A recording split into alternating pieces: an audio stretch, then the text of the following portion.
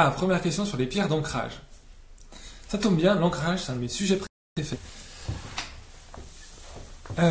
Donc l'ancrage. L'ancrage, le chakra racine qui tolère, qui accède aux couleurs noires, marron et rouge. Et pour moi, l'ancrage, c'est vraiment la base d'une bonne stabilité et d'une protection naturelle. On en a parlé dans la conférence avec Isa et j'en parle dans le livre. La protection, ça dépend vraiment des personnes, mais un bon ancrage, c'est vraiment la base. Et donc les pierres noires, marron, rouge aident bien. Le noir pour le côté protection personnelle, se relie au sol. La tourmaline noire, par exemple, l'onyx, la tourmaline qui peut être un petit peu forte parfois. Les pierres marron, bois fossile, chiastolite, qu'on écrit chiastolite. Qu'est-ce qu'on a d'autre en pierre marron? La staurodite, ou staurolite, ça fait une croix. Que j'aime bien pour retrouver stabilité, repère, par exemple, des chamboulements de vie, un nouveau cas de travail, un déménagement, ça va aider à poser des repères, et ça fait partie, bien sûr, de l'ancrage. Et si la labradorite, la labradorite, c'est pierre d'ancrage, évidemment, si la tourmaline est trop forte, une bonne alternative, c'est les pierres marron qui vont permettre de retrouver cette stabilité. Ça va pas brusquer que la tourmaline. Ça inscrit dans le temps, alors que parfois la tourmaline peut être plus dans l'instant présent, mais ça ne va pas marquer l'expérience énergétiquement dans le chakra racine. Et puis il y a les pierres rouges pour là, plus la vitalité, le corps physique. Jasper rouge, grenat allemandin, c'est les plus connus. Et la labradorite, c'est aussi une pierre d'ancrage, de protection, mais qui, avec ses reflets lumineux, va permettre d'apporter de la sensibilité, de l'intuition, de capter ce qui se passe un petit peu autour de nous. C'est pour ça qu'elle est si populaire et qu'on dit que c'est une pierre pour les thérapeutes parce qu'elle éveille aussi nos sens. Alors, du coup je remonte parce qu'il y a eu du coup 20 questions d'un coup.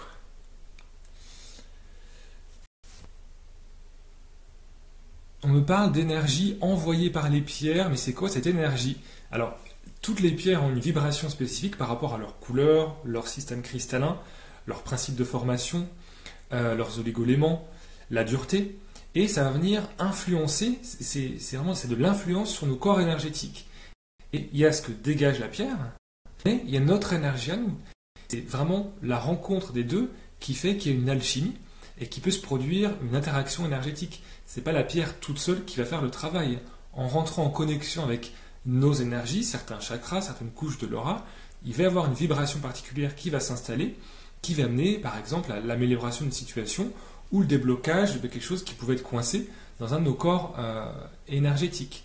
Et c'est ça qui fait que c'est pas la pierre qui envoie l'énergie, c'est ce qu'elle dégage spontanément, ce qu'elle a accumulé, ce qu'elle est en réaction, en interaction avec nos énergies. Alors le livre, il sera dispo. Écoutez bien, le livre sera dispo normalement le 15 avril. Je pense qu'il sera sûrement retardé. Pour l'instant, je ne sais pas. Donc j'attends de contacter mes éditeurs pour vous donner un petit peu plus d'infos. Dans tous les cas, je vous tiendrai au courant. Dès qu'il est dispo, je le mets en précommande. Là, j'ai vu que sur la Fnac et Amazon, ils ont stoppé les ventes, en tout cas sur ce produit. C'est très bien comme ça. Mais dès que j'en sais plus, je vous dis, mais pour l'instant, voilà, comme je ne sais pas, je ne dis rien. Alors une pierre contre l'anxiété, ça dépend vraiment l'anxiété, si c'est lié à un stress, une anxiété, si c'est émotionnel, si c'est mental, si c'est lié à des angoisses plus profondes, c'est vraiment que des cas particuliers. De manière générale, on recommande des pierres bleu clair comme la calcite, que j'aime beaucoup, pour calmer un mental qui va tourner un petit peu trop vite, pour stabiliser, pour revenir à soi dans son corps. J'aime beaucoup cette pierre-là. Ça peut être des pierres vertes, la calcite verte, la chrysocole, la turquoise, l'amazonite, pour là prendre du recul sur les émotions et pas qu'elles viennent trop nous bouffer, par exemple. Ça peut être du rose, qui est côté tout doux, douceur, le quartz rose, la manganocalcite. D'ailleurs, vert et rose vont très bien ensemble sur le chakra du cœur, c'est des couleurs complémentaires. Elles peuvent se porter ensemble pour calmer les émotions, prendre du recul. Et est-ce que l'énergie émotionnelle circule dans le chakra du cœur et dans la zone turquoise qui est juste ici. Ça peut être aussi l'épidolite qui contient du lithium, que j'aime beaucoup aussi, quand il y a des angoisses, pour donner une touche de lumière, pour reprendre et soir après des périodes difficiles émotionnellement. Celle-ci peut aussi être très intéressante, voilà. Mais après, c'est vraiment là, je vous dis comme ça de manière générale. Moi, c'est en discutant avec les personnes qu'on va essayer d'identifier d'où vient l'anxiété et comment on peut proposer un accompagnement en lithothérapie.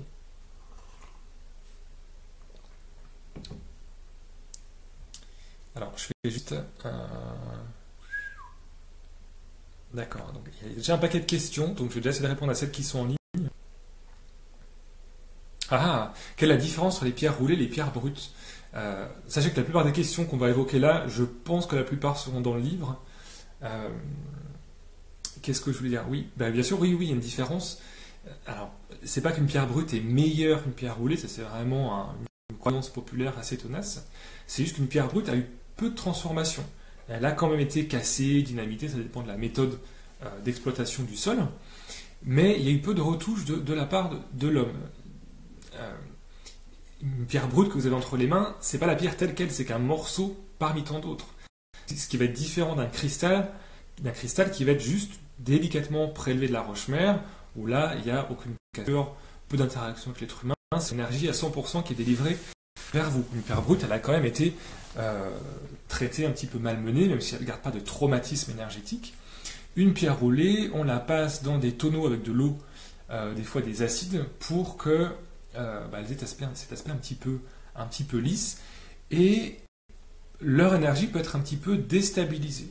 Mais simplement avec une bonne purification, un bon chargement, de l'intention et beaucoup d'amour, la pierre retrouve sa stabilité naturellement. Je vois de plus en plus en ce moment, on pose souvent la question, comme ces pierres ont été trempées dans de l'acide, etc., elles gardent des traumatismes, c'est pas bon. Non. Ça, on colle toujours des croyances humaines aux objets et aux pierres, qu'on appelle de l'anthropomorphisme, mais c'est pas vrai. Oui, elles sont un petit peu déstabilisées, mais si on en prend soin, il n'y a aucun problème. Et une pierre brute n'est pas meilleure qu'une pierre roulée. Et une pierre brute, il faut la porter dans la poche. Des fois, ça les trouve, les poches. C'est bien en soins, par exemple, quand vous faites des soins énergétiques, mais c'est pas forcément meilleur. Après, ça dépend aussi de votre sensibilité, ce que vous préférez. Ah, ça, c'est sûr.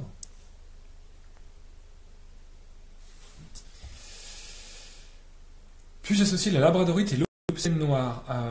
Les pierres de protection, que moi j'appelle pierres de renforcement, vaut mieux les utiliser une à une, parce qu'elles ont toutes une action bien précise. La labradorite va ancrer. L'obsidienne noire, pour moi, c'est pas des pierres type d'ancrage. S'il est présent, oui, ça va le renforcer.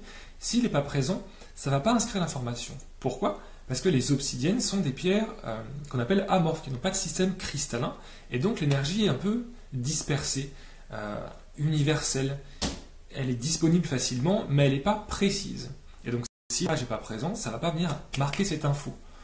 Pour moi, les obsidiennes, c'est plus des pierres d'alignement, de cohérence, qui vont renforcer le corps éthérique, qui est tout proche du corps physique. Donc, il vaut mieux faire une cure, pas de médicaments, mais une cure de labradorite, et après, éventuellement, une cure d'obsidienne. Voilà. Et vous savez, le plus important, je le dis maintenant, c'est le lien qu'on crée avec sa pierre, puisque la pierre ne fait pas le travail à notre place. Ce qui va être important, c'est de la prendre souvent entre les mains, le matin, avant d'aller au travail, plusieurs fois dans la journée, de créer ce lien, votre rituel avec vos pierres, avec vos mots à vous. Moi, je donne des conseils, dans le livre, on vous donne des exemples, il y a des cas pratiques. Après, c'est à vous de trouver ce qui vous convient le mieux, pour que ce soit parfaitement cohérent avec vous. Je ne crois pas, Isa le dit souvent, je ne crois pas aux choses toutes prêtes qui peuvent coller. On est tellement tous différents, c'est impossible. Il y a des protocoles, des choses qui existent, c'est très bien, mais ça ne peut pas coller à tout le monde. Et donc, créer ce lien avec vos pierres, leur donner du temps, de l'intention, leur parler. Il y en a qui le font avec leurs chiens, leurs chats, leurs animaux. Là, on le fait avec les pierres, et ça a complètement du sens, et c'est ce qui va faire la différence. Vaut mieux se dire, j'ai un besoin, je vais répondre avec une pierre, je vais y passer du temps, de l'attention, je vais observer mes ressentis, et voir si la situation s'est améliorée ou débloquée, et voir si j'ai encore besoin de cette pierre, ou du coup, d'une autre. Voilà. Et des fois, c'est bien aussi de ne pas porter de pierre, pour se laisser un petit peu tranquille, parce que dans vos corps énergétiques, c'est quand même une information vibratoire qui est à prendre en compte. Voilà, j'ai beaucoup parlé. Je vais juste en bas, je reviens en question pour voir si tout le monde me comprend.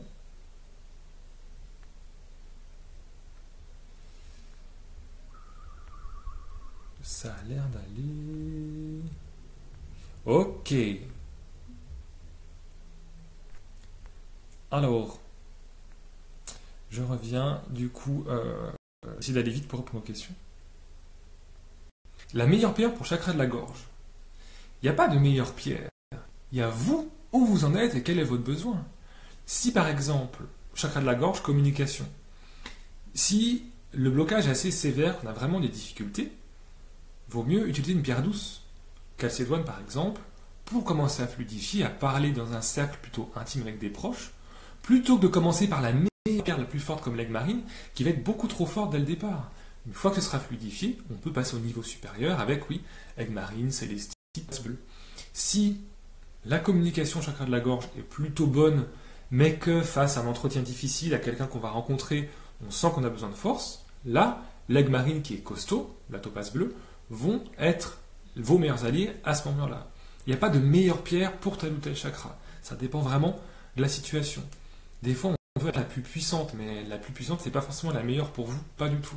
Moi, les plus gros déblocages que j'ai vus en soins, c'était avec des pierres ultra douces. C'était avec de la calcite bleue et l'autre, je ne me rappelle plus, c'est une pierre très très douce. C'est pas du tout forcément.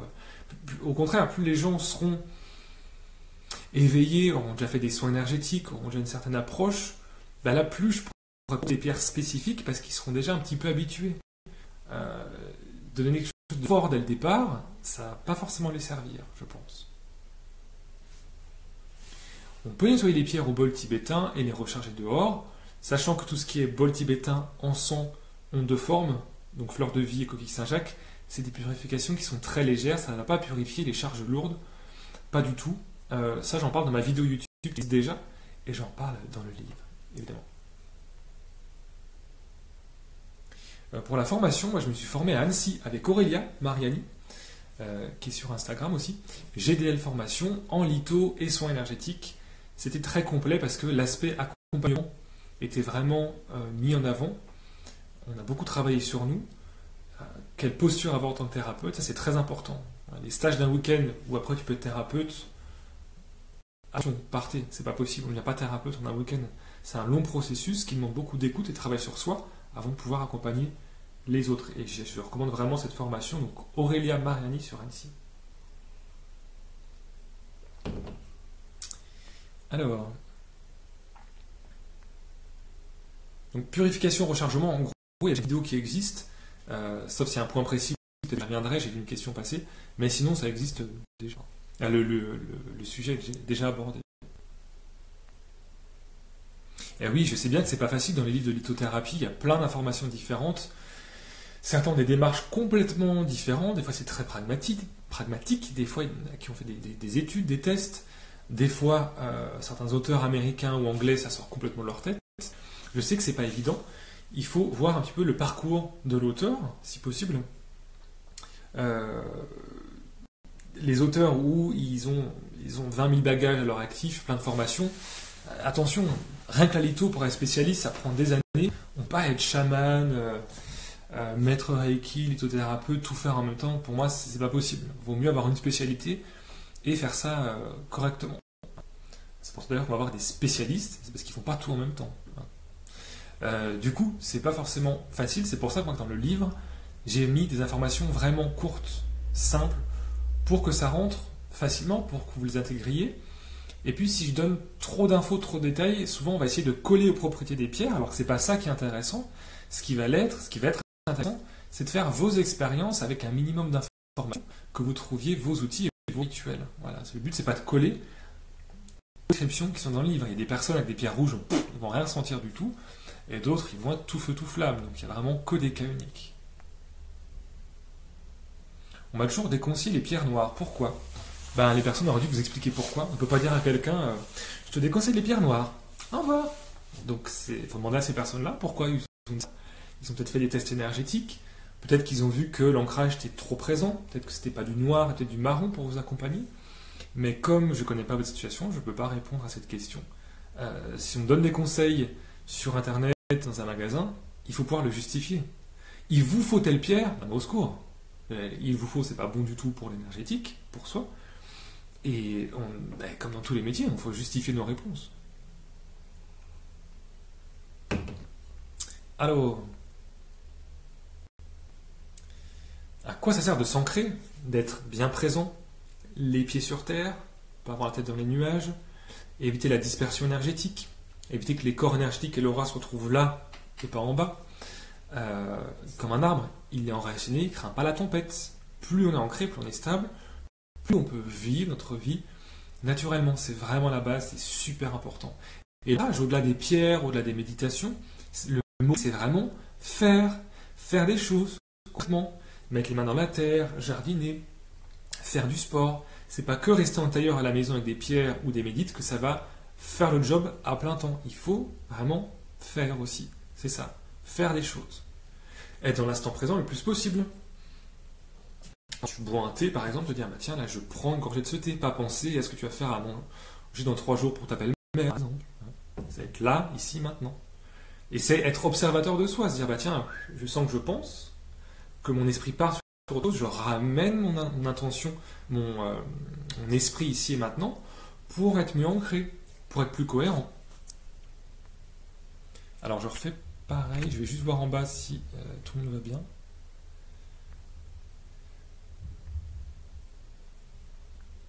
Alors, ok.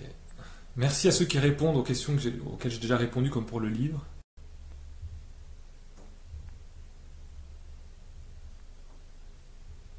Le son est parfait, oui. Je vais quand même me rapprocher un petit peu. Certains disent que c'est un peu limite.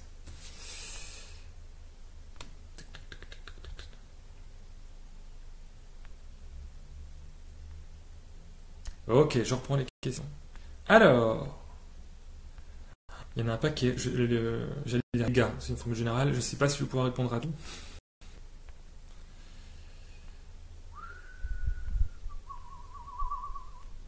Coucou à ceux qui arrivent.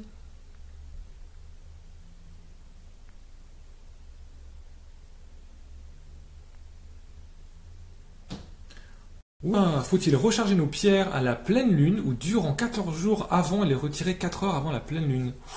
Alors, la litho, ça doit rester simple. Je ne sais pas qui vous a filé ces infos. Les pierres, c'est bien de les purifier avant de les recharger. Je trouve que c'est mieux. C'est pas obligatoire, mais c'est mieux. Je suis pas pour, je l'ai déjà répété, mais je le répète encore. Les énergies, quand elles sont à leur maximum, c'est pas là où c'est le meilleur pour nous et pour les pierres. Je suis un peu trop près, du coup. Je me vois comme ça. C'est pas là où c'est forcément le meilleur. Moi, je conseille plutôt avant la pleine lune ou après, pour pas brûler vos pierres. Il y a des lunes qui sont plus dures que d'autres, je trouve. Celle en vierge était plutôt costaud là, il y a un mois, par exemple. Après, faites appel à vos ressentis. Si vous aussi ça vous parle, c'est cohérent, ça fait du sens, allez-y, mais c'est pas une généralité. Il vaut mieux le faire un petit peu avant, un petit peu. Mais il faut faire simple. Et moi, par exemple, je purifie plus du tout à la lune. Je fais un soleil très doux le matin ou le soir. L'hiver, le printemps, le soleil n'est pas fort, donc il n'y a aucun risque. Même à l'ombre, ça recharge un petit peu, c'est juste plus long. Et j'évite le plein soleil, évidemment, l'été. Mais je fais ça le matin, le soir, et je me prends plus du tout la tête. 3 heures, c'est largement suffisant. À nouveau, j'en parle dans ma vidéo YouTube. Oh oui, ça je vais répondre sur la fleur de vie. Alors, pour moi, la fleur de vie, à la base, c'est pas un outil qui est fait pour purifier et recharger. Ça, c'est un truc complètement New Age. Je dis pas que ça sert à rien, je dis que ça a été complètement sorti de son contexte. Ça peut... alors les arguments... les Grecs s'en servaient déjà. C'est pas un argument, Monique, excuse-moi.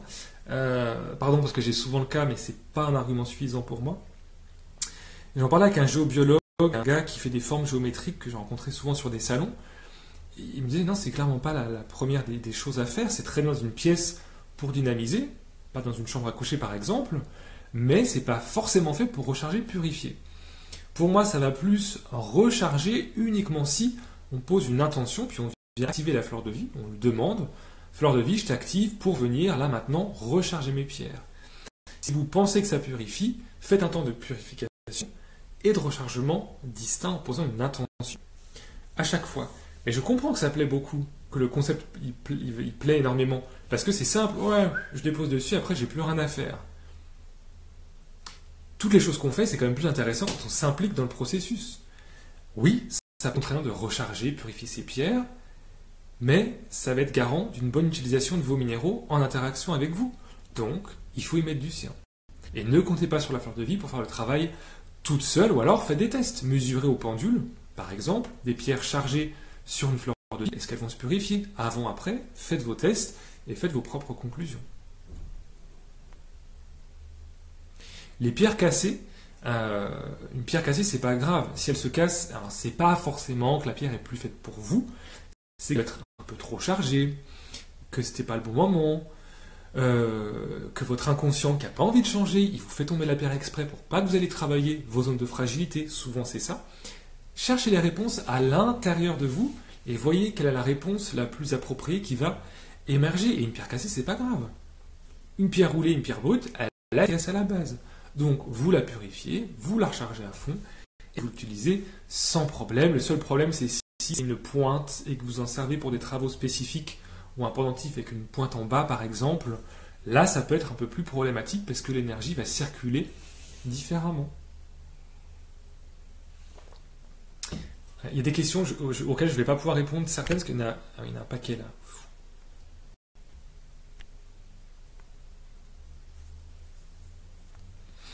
Alors, désolé, j'essaie de faire au mieux.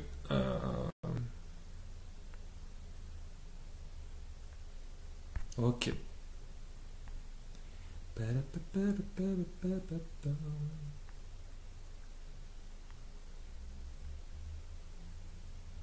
Pour moi, la purification, j'utilise qu'une seule méthode, c'est sel indirect. Sel, sopalin, pierre. Sel, sopalin, pierre. Je purifie tout 3 heures avec. 3 heures, c'est largement suffisant parce que le sel est quand même puissant. Et je jette le sel et après, c'est propre. On peut le faire à l'eau. L'eau purifie plus doucement et pas en profondeur. On peut alterner par exemple un petit coup à l'eau de temps en temps et au sel tous les 15 jours, une fois par mois, pour vraiment bien nettoyer les charges lourdes. Les charges lourdes vont s'enlever uniquement au sel ou dans la terre. Dans la terre, pas sur la terre.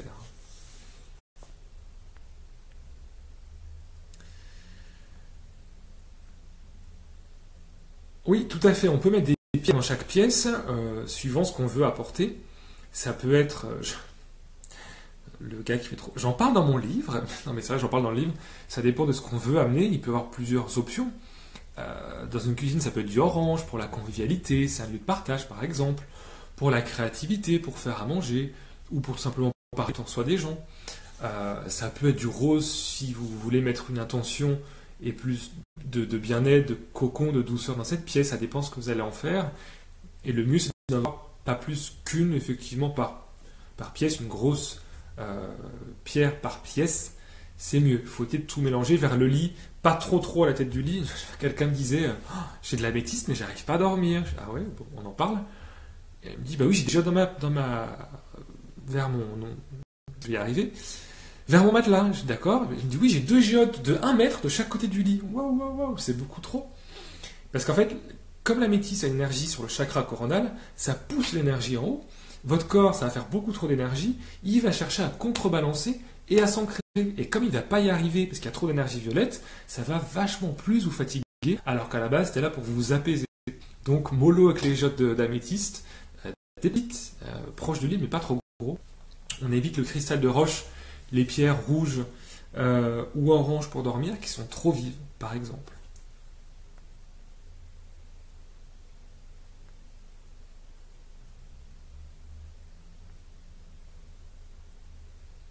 Pour le chakra couronne, c'est plutôt les pierres violettes ou transparentes qui peuvent t'aider, suivant ce que tu veux faire, l'améthyste, la sugilite, la héroïte, tu as des pierres plus spécialisées, la métrine qui va jouer aussi dessus, cristal de roche, apophilite qui vont aider aussi. C'est ces pierres-là qui vont pouvoir t'aider.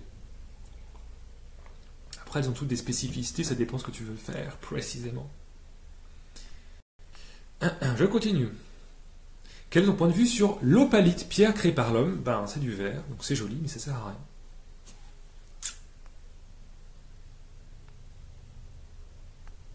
Coucou à ceux qui arrivent en retard. Ça, c'est fait.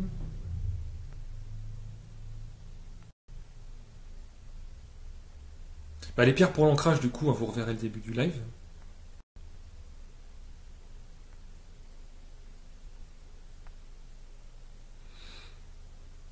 Parfait, merci, c'est ça. Pierre noire, marron, rouge pour le chakra racine. Merci pour le rappel.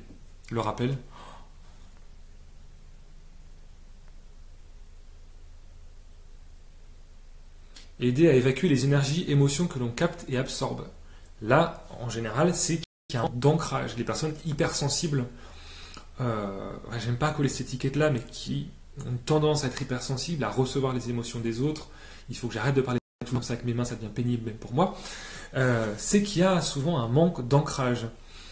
Et donc, les pierres comme la tourmaline, ce qui est bien avec la tourmaline, s'il y a une tension, une dispute, des gens dans votre entourage où ça peut être compliqué à gérer émotionnellement, elle va tout de suite décharger immédiatement au sol les émotions stagnantes, les charges négatives, pour qu'après, vous puissiez être dans vos ressentis, vos énergies, sans vous laisser bouffer parce que vous avez pu absorber, dégager de vous-même. Voilà. Donc là, c'est important de bien travailler l'ancrage dans ce cas-là, comme je le disais, avec ou sans pierre.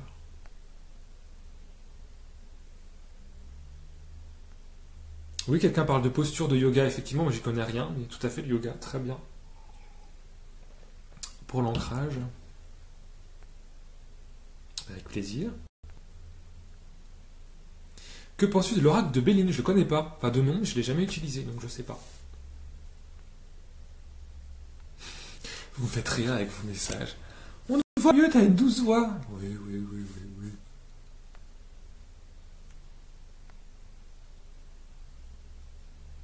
C'est intéressant.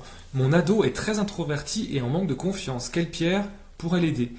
Alors, on est plutôt sur des pierres jaunes pour le chakra du plexus. Pour les ados, j'aime bien la calcite miel qui aide à retrouver, contacter ses valeurs, arriver à se positionner, prendre sa place dans un groupe, mais en douceur. Ça peut être de la citrine qui va être un petit peu plus forte. La calcite miel, comme c'est une pierre sédimentaire, elle est beaucoup plus stabilisante, sa carbonate de calcium, ça va beaucoup plus stabiliser les émotions pour les ados, ça ne va pas les brusquer, surtout s'ils n'ont pas l'habitude. Et ils vont trouver une approche sympa avec ce type de pierre.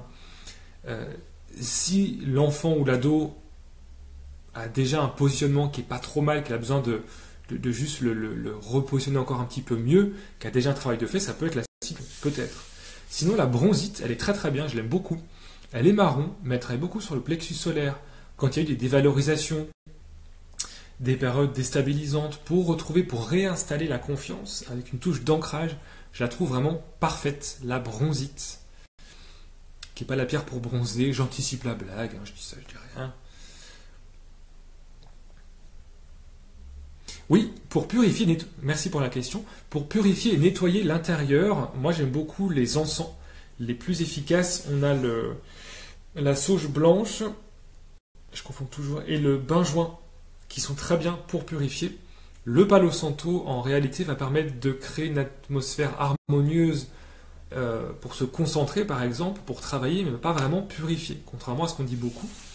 Et puis, moi, ce que j'aime bien faire, c'est encens, bol tibétain, t'enfumes toute la baraque, et au quart d'heure, tu purifies, tu ouvres les fenêtres et tu aères. Voilà. C'est pas mal, tu peux aussi poser une intention. C'est très très bien. Ouais, la sauge, ça reste quand même un classique. Hein. Et ça, dans le livre, j'ai anticipé la question. Tu dis que tu ne recharges plus la lune, mais que tu utilises le soleil du matin ou celui du soir. Mais quid des pierres qu'on déconseille de mettre au soleil?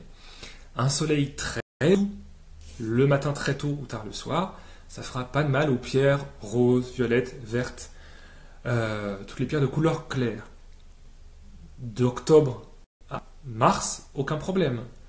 Après, il est trop fort, on peut les mettre à l'ombre, où il n'y a pas de soleil direct, elles vont quand même se recharger en douceur. Ce qu'il faut vraiment éviter, c'est le plein cagnard de 10h à 17h l'été, par exemple. Mais toutes les pierres, à part quelques petites exceptions évidemment, toutes les pierres claires supportent un soleil très doux, il n'y a aucun problème, je fais ça depuis des années, j'en ai perdu aucune. C'est sûr que les opales qui aiment l'eau, il faut éviter de les mettre au soleil, par exemple. Alors, il y a quelques pierres qui ne supportent pas du tout le soleil. Mais j'ai fait une liste.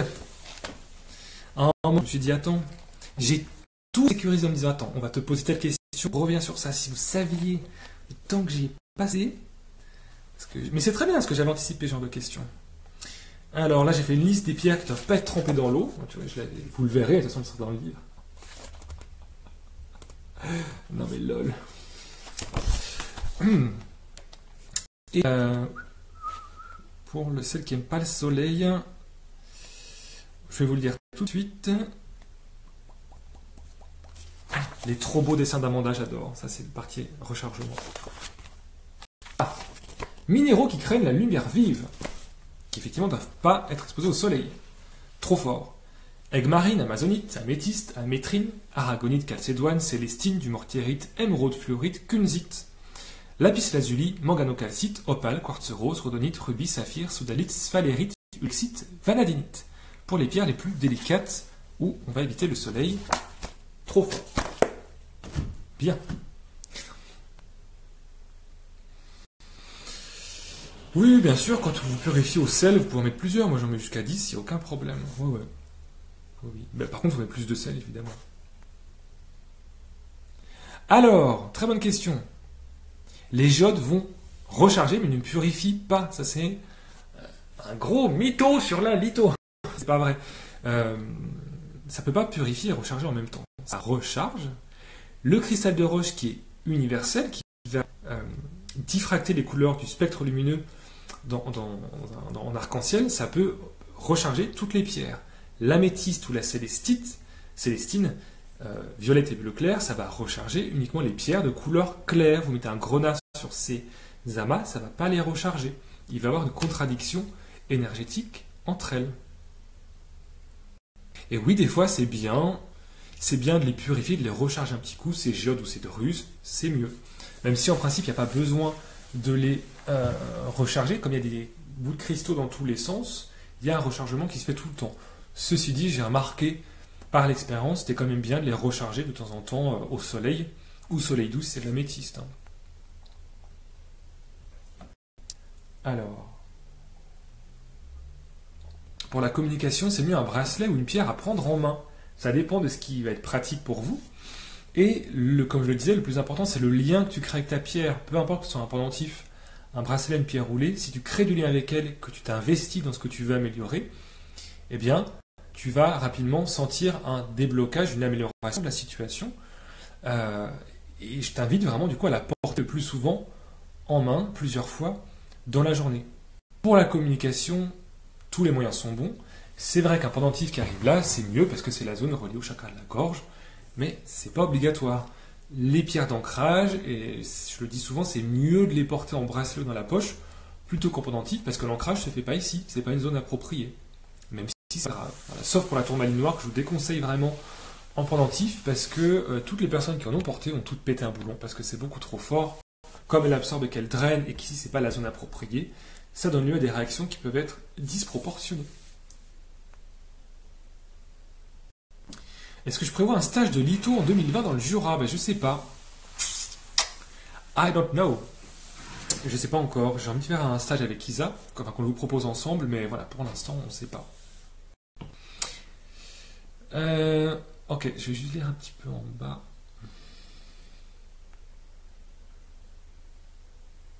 Ou jeter le sel après la purification dans la poubelle.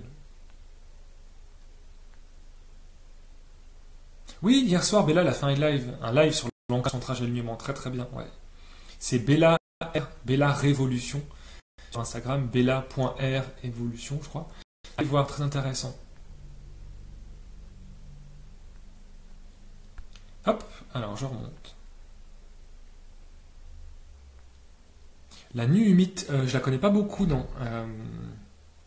Attends, je confonds toujours en plus la nuhumite avec l'astrophyllite. Là comme ça, non, je vois plus. Donc je vais rien dire.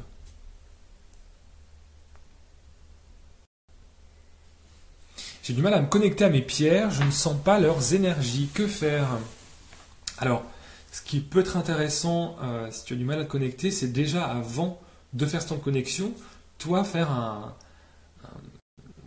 comment je vais dire ça, un temps de calme avant. Prendre le temps de méditer, de t'ancrer, de prendre une pierre pour calmer le mental par exemple, ou pour revenir à son corps, la dendritique, la sélénite, la magnésite, pour détendre le corps, le mental, l'apaiser, pour être dans des bonnes conditions, c'est le mot que je cherchais, pour après bien ressentir leur énergie. Et après, c'est simplement aussi se donner du temps, de l'attention et de l'intention, les deux, avec ces pierres. Et puis des fois, même si on pense ne rien sentir, il se passe toujours quelque chose. Et souvent, quand je fais des ateliers ou des stages, les gens testent les pierres, me disent oui, j'ai senti des frissons, puis si, ça, j'ai rien ressenti. Ben, bien sûr que si. Il n'y a pas de petites choses qu'on ressent, c'est toujours quelque chose qui indique qu'il y a une interaction avec la pierre.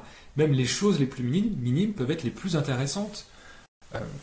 Ne vous attendez pas en prenant une pierre à me dire oh, il y a Dieu qui est en train de me parler. Bon, bah alors la pierre travaille sur ça, ça, ça, ça, ça, il faut que je la porte pour ça, ça, ça, ça, ça.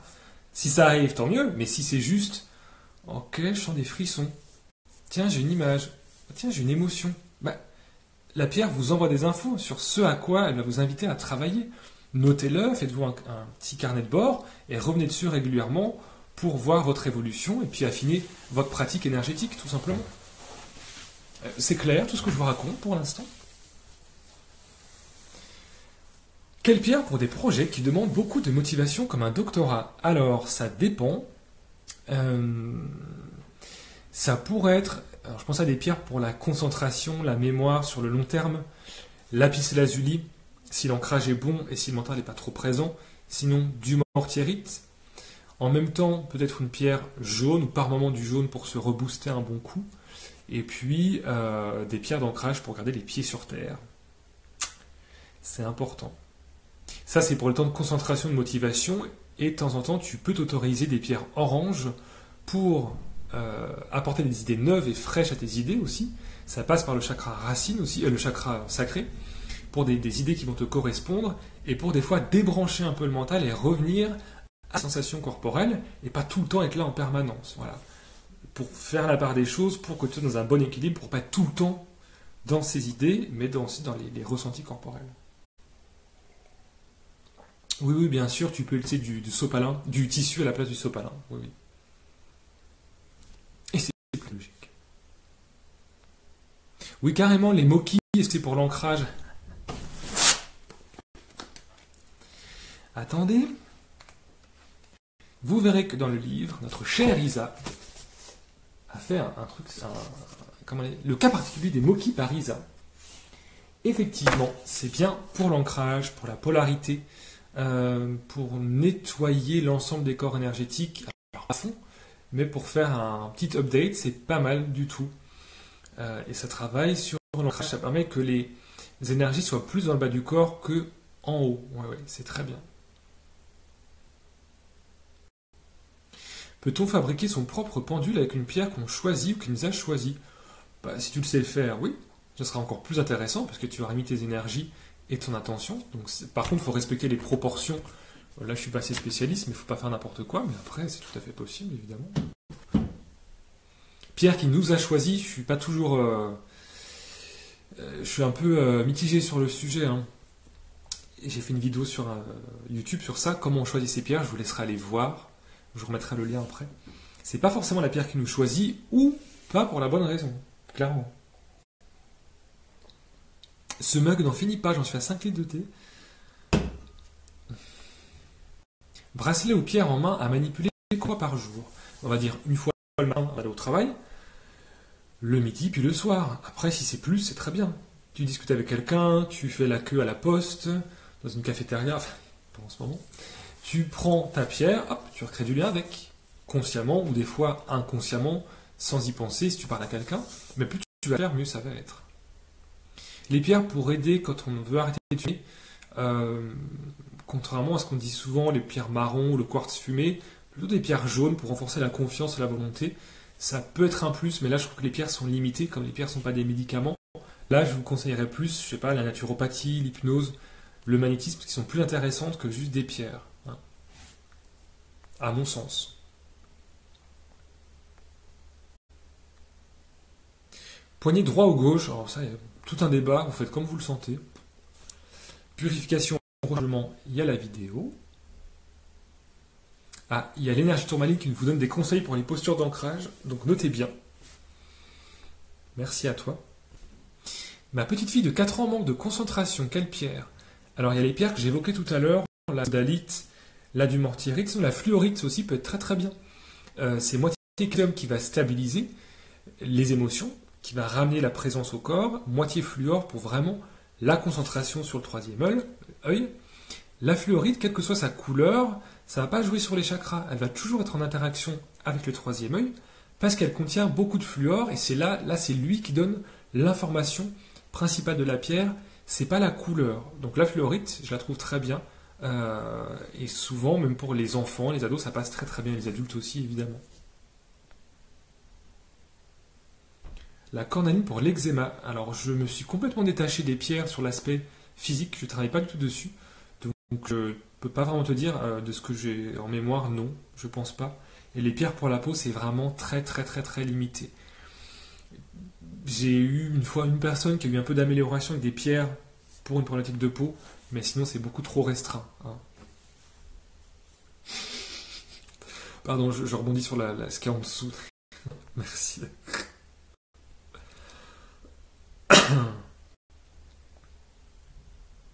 Pour moi, de poser les pierres sur le sol, ça va les recharger un petit peu. Pardon, les décharger, excusez-moi, les purifier un peu. Ça va être très léger. Pour moi, ça va pas les recharger suffisamment. Ça leur fera pas de mal, ça reste léger. Il faut les enterrer sous 30 cm pour avoir une vraie purification. Alors, il reste 5 minutes, je vais essayer d'aller assez vite. Fluorite, fluorine, oui, c'est pareil. Pierres cassées, j'en ai parlé au début du live, je te laisserai aller voir. Des pierres à éviter chez les enfants, oui. Les pierres fortes, les cristaux, bien transparents, bien gemmes, qui ont une belle couleur. Souvent, les enfants ont une énergie assez vive, assez marquée. Ça pourrait leur être déconseillé. Ou les pierres crachent trop fort, comme la tourmaline, aussi par exemple. En général, les pierres douces font bien leur job chez les enfants, les jaspes, les agates, les chalcédoines conviennent très bien aux enfants.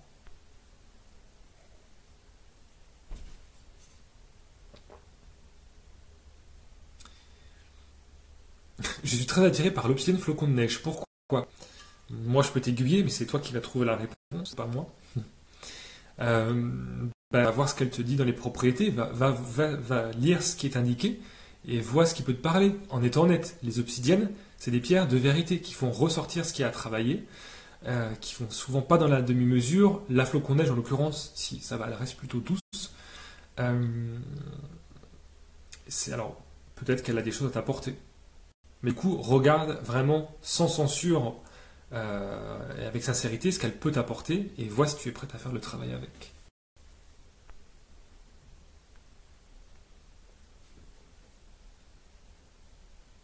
C'est très bien, ouais, mettre les pierres d'ancrage sous la voûte plantaire, comme tu expliques. Le divine, ça peut être une très bonne idée. Ça, je le fais aussi, c'est très bien. N'hésitez pas à être créatif avec vos pierres. Tiens, pierre d'ancrage, porter un bracelet aux chevilles, comme tu le disais, sous la voûte plantaire. N'hésitez pas à tester à faire des expériences. C'est ça qui est super intéressant. C'est ça que je vous encourage à faire. Moi, je suis là pour vous donner des conseils, mais c'est vous qui faites le travail à la maison. Donc, n'hésitez pas à créer, faites appel à votre imagination. Cadrer un minimum pour ne pas faire n'importe quoi. Demander des conseils, lisez des livres. Mais n'hésitez pas à faire ce type d'expérience, c'est très très bien. Ok.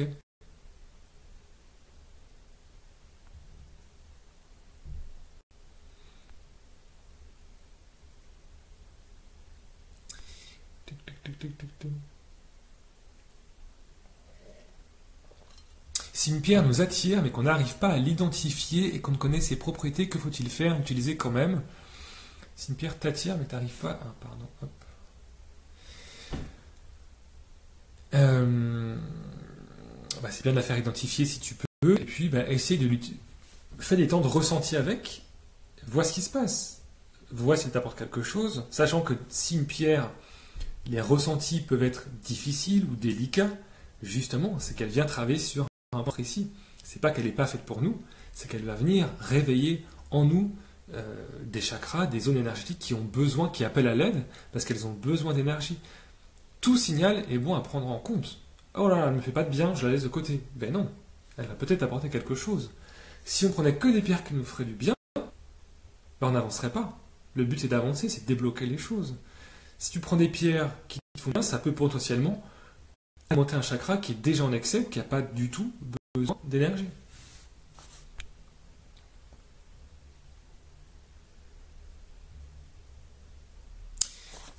Mieux vaut utiliser la géode ouverte avec la pierre posée dessus ou la géode fermée. Ah oui, d'accord, pardon, je comprenais. Je non, tu peux, non, peu importe, tu laisses ouvert, il n'y a aucun problème. Ouais.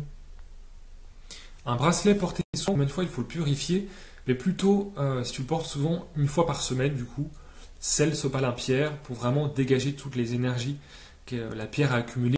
Éviter l'eau avec les bracelets, ça casse les élastiques au bout d'un moment, forcément.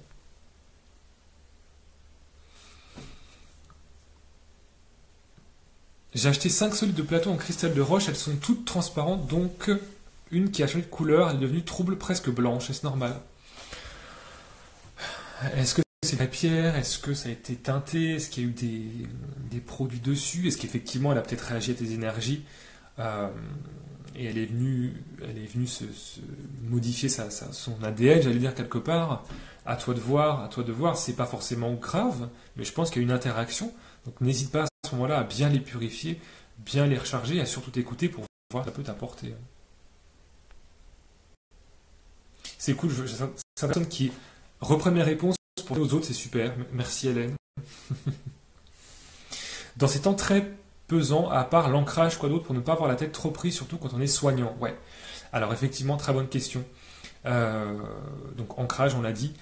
Pierre verte pour prendre du recul, pour fluidifier les émotions vives, pour qu'elles continuent à circuler et pour continuer à les accueillir. Chrysocole, turquoise, amazonite, aventurine verte. Prenez du temps avec elle, faites du temps avant, après. Pour les soignants, ça peut vous aider.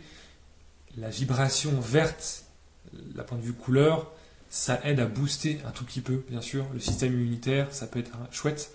Les soignants, faites des douches énergétiques avant, après d'entrer à l'hôpital ou dans le cas dans lequel vous travaillez. J'ai fait une vidéo Instagram et YouTube sur comment faire les douches énergétiques. Très utile, surtout en ces temps, pour pas prendre toutes les émotions, et plus que les émotions qui circulent dans les hôpitaux en ce moment, les égrégores collectifs qu'on émet, qui viennent à nous. Pensez à le faire régulièrement, ça sera super important. Oups. Donc je vais bientôt terminer.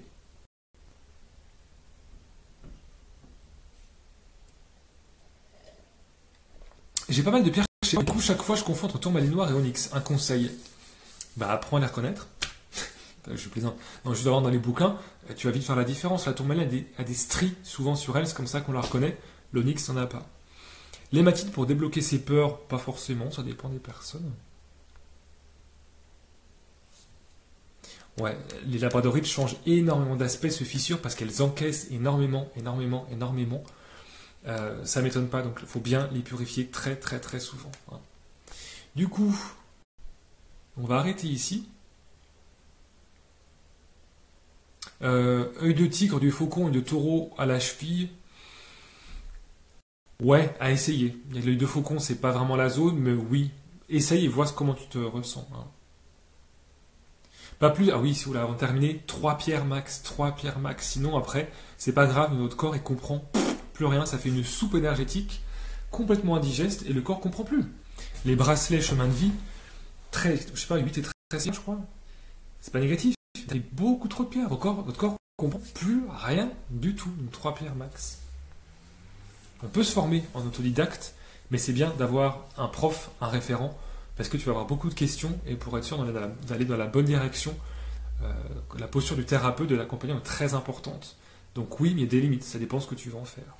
On s'arrête ici. Merci à vous de l'avoir suivi. Je vais l'enregistrer, il va être en replay. Et puis je vais la mettre sur YouTube, promis, dans les prochains jours. Là, je vais prendre le temps. Donc, merci beaucoup. C'est gentil, Nini. Merci beaucoup.